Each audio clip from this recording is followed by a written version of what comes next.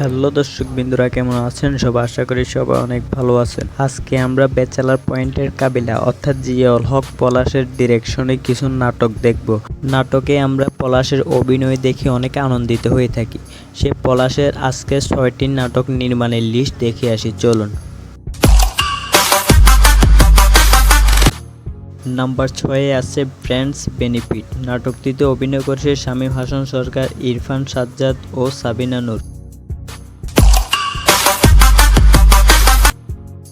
Number 5-এ আছে surprise. নাটকটিতে আবারও অভিনয় করেছেন শামীম হাসান সরকার ও তাসনিয়া ফারিন।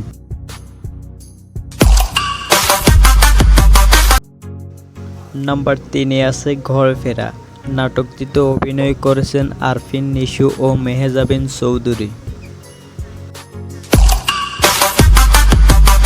নাম্বার 3-এ আছে একটুখানি। নাটকটিতে অভিনয় করেছেন তাহসান খান ও তানজিন তিশা। 3 বছরে 5 মিলিয়ন ভিউ পেয়েছে নাটকটিতে। নাম্বার 2-এ আছে রিভেঞ্জ।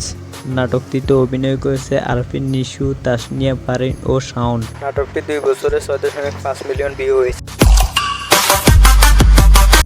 নাম্বার 1-এ আছে সন্ধ্যা 7টা। নাটকটিতে অভিনয় করেছে ইরফান, পারসা, ইভানা, পাবেল।